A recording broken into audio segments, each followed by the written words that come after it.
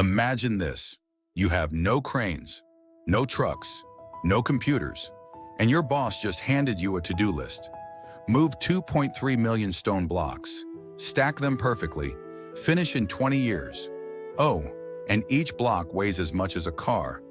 That's the Great Pyramid of Giza, and nobody fully agrees on how they built it. Here's why this is insane. The pyramid stands 481 feet tall. That's taller than a 40-story building. The base covers 13 acres. You could fit 10 football fields inside it. And those blocks? The average one weighs 2.5 tons. Some weigh 80 tons. That's heavier than 10 school buses. Now do the math. 2.3 million blocks, 20 years to build.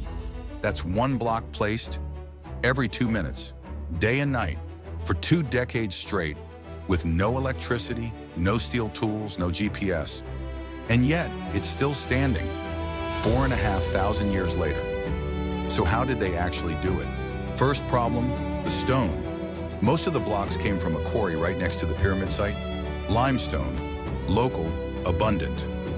Workers used copper chisels and wooden mallets. They'd hammer a line of wooden wedges into the rock, pour water on them, the wood expands, and the rock cracks. Clean, simple, brutal. But here's where it gets weird. Some of the granite blocks, the really heavy ones, came from a swan. That's 500 miles away, 500 miles. On the Nile, on wooden boats, with 80-ton rocks. Okay, you've got the block. Now you need to move it. For a long time, historians thought, giant ramps. And they're partly right. But a ramp big enough to reach the top of the pyramid? It would need to be a mile long and weigh almost as much as the pyramid itself. So that can't be the whole story. Here's something wild. In 2014, researchers found an ancient painting inside a tomb. It shows workers dragging a giant statue on a sled, and one guy is pouring liquid in front of it. They tested it. Wet sand reduces friction by half. Half, that's not mythology, that's physics.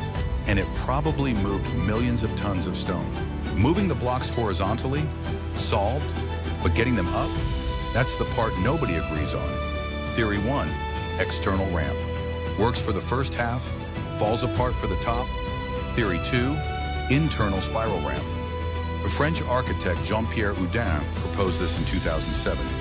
A ramp inside the pyramid, spiraling upward like a parking garage. He used 3D software to model it, and it fits perfectly with the interior structure. There's even a notch near the top of the pyramid that matches exactly where a turning point would be. Nobody's drilled in to confirm it, because the pyramid is a protected site.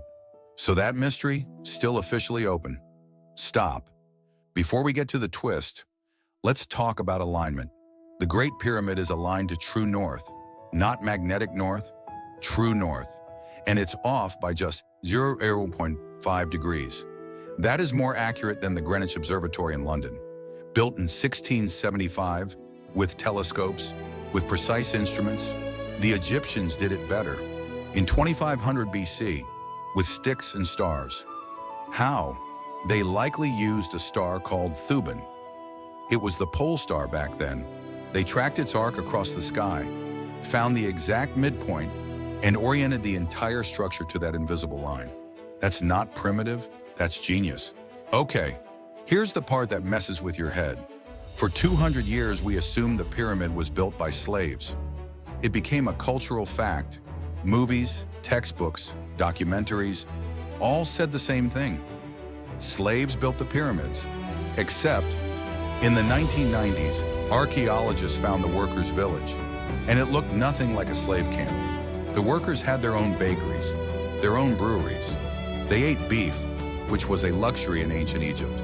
There were field hospitals, evidence of advanced medical care, including amputations that healed, meaning people survived surgery.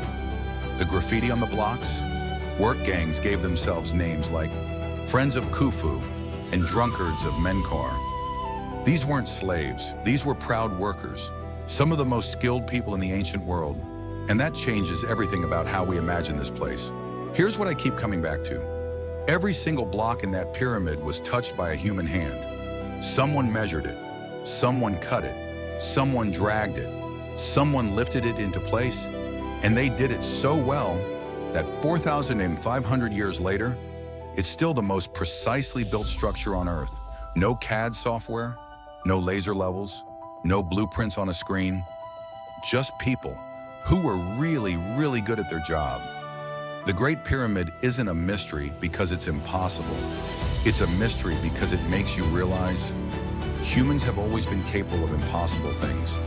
We just keep forgetting that.